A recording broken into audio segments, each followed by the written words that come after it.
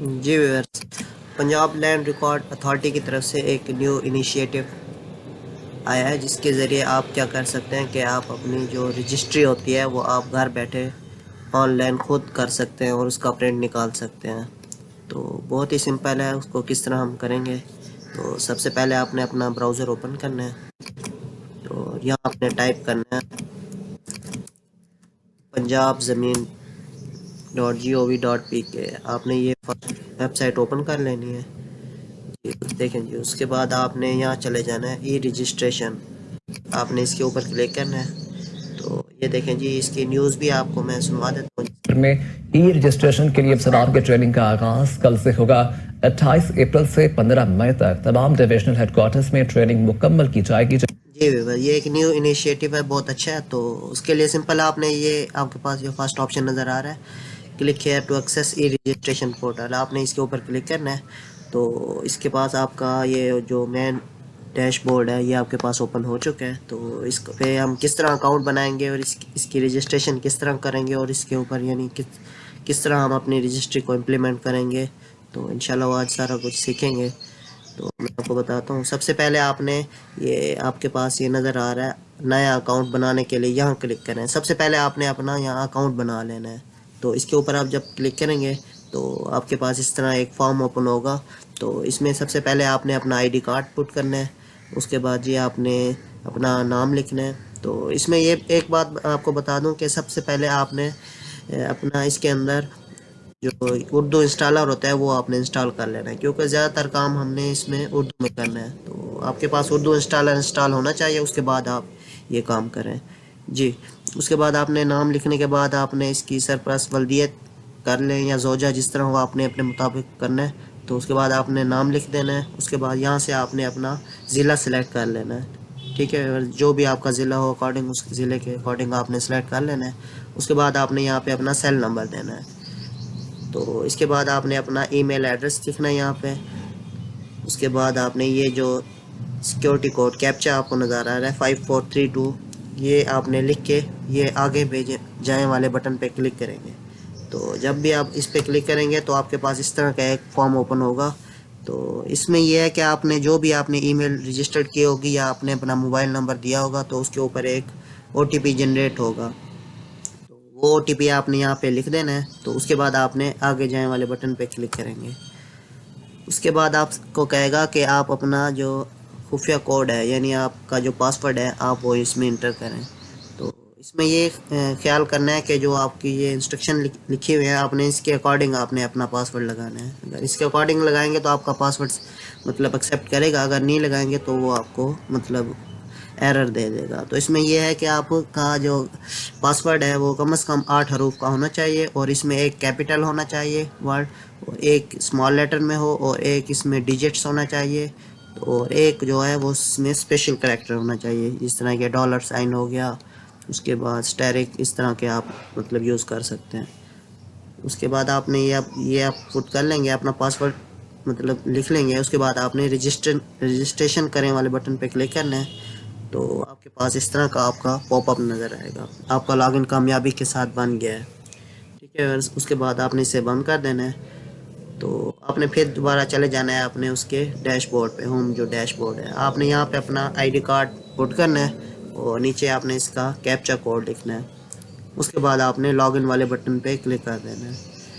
Login जब करेंगे तो उसके बाद आपको कहेगा आप अपना खुफिया कोड लिखें, जो आपने खुफिया कोड आपने लगाया है अपनी वेबसाइट के लिए, तो आपने वो खुफिया कोड लगा के आपने इस लॉगिन वाले बटन पे क्लिक कर देना है।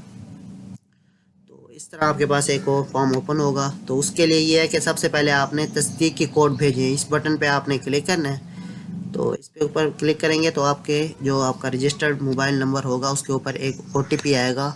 तो आपने यहाँ ओटीपी यहाँ पे लिख देना है। उसके बाद आपने ये लॉगिन वाले बटन पे क्लिक कर देना है। जी व्यूअर्स, जब आप लॉगिन कर लेंगे तो आपके पास इसका जो मेन डैशबोर्ड है वो आपके पास ये सामने नज़र आ रहा है। तो इस तरह आपको शो होगा। तो इसमें यह है कि आप रजिस्ट्री की हिस्ट्री चेक कर सकते हैं। इस पर क्लिक करेंगे तो आपकी जो रजिस्ट्रियाँ हुई हुई हैं या पेंडिंग है या प्रोसेस हो चुके हैं वो आपको शो होंगी जी। उसके बाद अंदराज नई हिस्ट्री, क्योंकि हम एक नई जो मतलब रजिस्ट्री है वो हम मतलब अंदराज करना चाहते हैं, तो आपने अंदराज नई रजिस्ट्री पे क्लिक करना है। ठीक है, उसके बाद जब आप इस पर क्लिक करेंगे तो आपके पास ये जो उसकी बुनियादी मालूमात हैं वो ओपन हो जाएंगी। तो सबसे पहले आपने अपना जो ज़िला है जिसकी आप रजिस्ट्री कर रहे हैं वो ज़िला सेलेक्ट करेंगे। उसके बाद आपने यहाँ से उसकी तहसील सेलेक्ट कर लेनी है। उसके बाद आपने मौज़े पे क्लिक करेंगे तो उसके अकॉर्डिंग जो भी मौज़े होंगे वो आपके मतलब आपकी सिटी के तो वो ओपन हो जाएंगे, आपने उसमें से सिलेक्ट कर लेना है। ठीक है बस। उसके बाद जी आपने इसमें से किस्म रजिस्ट्री आपने सेलेक्ट करनी है। तो किस्म रजिस्ट्री आप सेलेक्ट करेंगे, बैग की रजिस्ट्री है जो हिब्बा तमलीक है वो आपने सेलेक्ट कर लेनी है। उसके बाद आपने यहाँ से फिर जो आपकी देही है शहरी है मतलब जो आपकी जिसके मतलब शहरी की कर रहे हैं या देही की कर रहे हैं वो आपने इस वाले से सिलेक्ट कर लेनी है। उसके बाद तारीख अंदराज वो आपका ऑटो आ जाएगा, उसको आपने नहीं छेड़ना। तो उसके बाद आपने ये आपके पास जो फीसेस हैं ये आपके पास नज़र आ रही हैं। इसमें E stamp fees, tehsil council fees, gain tax, advance tax, PLRA service charge. तो आपने सबसे पहले ई स्टाम्प फीस आपने इसका अंदराज फीस वाले बटन पे क्लिक करना है। तो आप इसके ऊपर क्लिक करेंगे तो आपके पास इस तरह का मतलब फॉर्म ओपन हो जाएगा। तो इसमें यह है कि आपके चालान नंबर आपका स्टाम्प पे लिखा होगा, तो आपने इस चालान नंबर इस पे लिख के तलाश कीजिए वाले बटन पे जब आप क्लिक करेंगे तो आपकी वो डिटेल है वो फेच कर लेगा। तो वो आपके पास उसका बैंक में ही आ जाएगा। उसके बाद आपकी जो उसकी अदाशुदा रकम है वो भी शो हो जाएगी, उसकी ब्रांच कोड भी आ जाएगा। तो जब वो इस तरह वेरीफाई कर लेगा तो आपने इस महफूज कीजिए वाले बटन पे क्लिक कर देना है। तो उसके बाद आपने इसकी जो सेकंड फ़ीस है तहसील कौंसल फ़ीस, तो उसके लिए आपने इस इंदराज फ़ीस वाले बटन पे क्लिक करना है। तो इस तरह करेंगे तो आपके पास सेम इसी तरह आपके पास एक फॉर्म ओपन होगा। तो उसमें आपने तहसील कौंसल का जो चालान नंबर आपके दिया होता है आपने वो लिखना है। उसके बाद आपने उसकी जो बैंक है वो आपने बैंक लिखना है। उसके बाद उसने आपने उसका जो ब्रांच है आप उसने उसकी ब्रांच का नाम लिखना है। उसके बाद जो इसकी अमाउंट बनी है आपने उस अमाउंट को लिखना है। उसके बाद आपने जी ये इसकी जो डेट है जिस डेट को आपने मतलब पेड किया चालान तो डेट आपने सेलेक्ट कर लेनी है। उसके बाद आपने ये महफूज कीजिए वाले बटन पे क्लिक कर देना है जी बस। उसके बाद आपने इसका गेन टैक्स भी बिल्कुल सेम इस तरह कर लेना है, एडवांस टैक्स भी इस तरह अंदराज फीस वाले बटन पे क्लिक करते जाना है और आपने जो फीसेस हैं वो उसका अंदराज करते जाना है।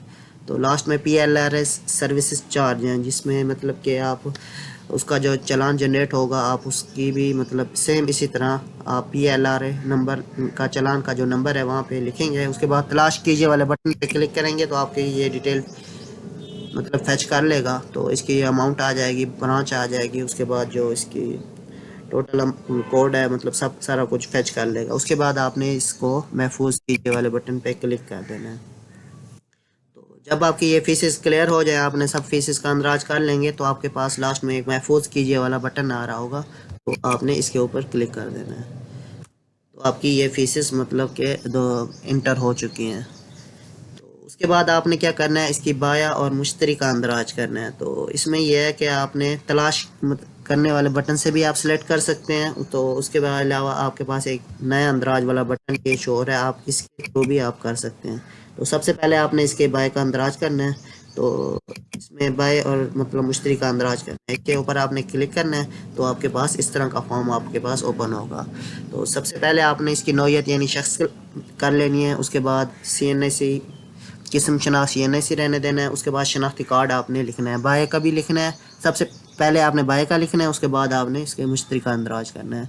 उसके बाद ये आपने उसका नाम लिखना है उर्दू में। उसके बाद उसकी आपने रिश्ता सेलेक्ट करना है, दुख्तर है या मतलब वल्दियत है, अगर लड़का या है तो उसकी वल्दियत वगैरह सेलेक्ट करेंगे, तो लड़की है तो उसको दुख्तर कर देंगे या जोजा कर देंगे। इस तरह आपने उसकी एंट्री करनी है। उसके बाद आपने ये कॉम पे क्लिक करना है। कॉम से आपने उसकी मतलब जो लिस्ट ओपन होगी उसमें से आपने उसकी कॉम को सिलेक्ट कर लेना है। उसके बाद आपने यहाँ पे इसका सेल नंबर लिखना है और लास्ट में आपने उसका जो एड्रेस है एड्रेस लिख के आपने महफूज कीजिए वाले बटन पे क्लिक कर देना है। ये व्यूअर्स ये देखें हमारे पास बाय का भी अंदराज हो चुका है और मिस्त्री का भी अंदराज हो चुका है। बिल्कुल सेम मतलब तरीका है दोनों का। आपने नए अंदराज वाले बटन पे क्लिक करना है और उसकी डिटेल लिखनी है और उसके बाद सेव कर देना है।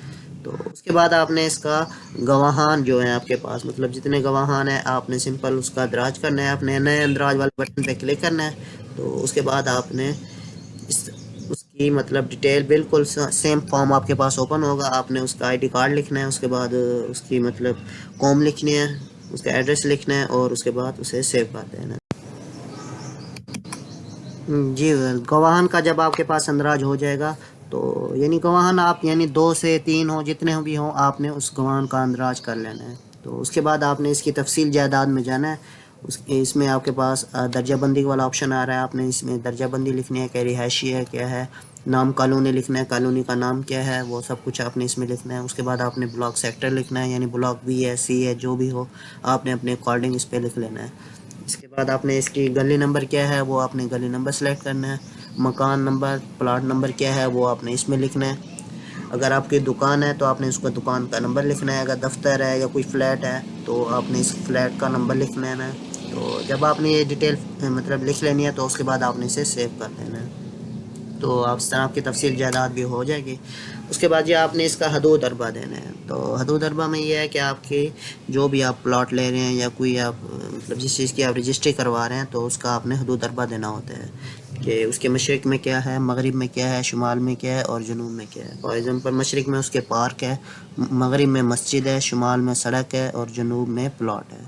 तो इस तरह आपने अपने अकॉर्डिंग जो भी आपका प्लॉट होगा आपने उसकी डिटेल देनी है। जी, उसके बाद आपके पास ये मतलब डिटेल आ रही है, मज़ीद तफ़सीलात दर्ज करें। तो इसमें ये है कि आपके पास जो भी आपकी रजिस्ट्री होगी, जो आपका मुआहदा हुआ है रिटर्न में, तो उसमें जो जितना भी टेक्स्ट टेक्स्ट फॉर्म में आपके पास लिखा हुआ है, आपने जो रजिस्ट्री पे वो एज़ इट इज़ आपने वही लिख देना है इस पे, यानी स्टार्ट से लिखना है, उसके बाद आपने एंड तक आपने इसे लिख देना है। जब आपका पूरी यानी आपने टेक्स्ट लिख लिया तो आपने इस महफूज़ कीजिए वाले बटन पे क्लिक कर देना है।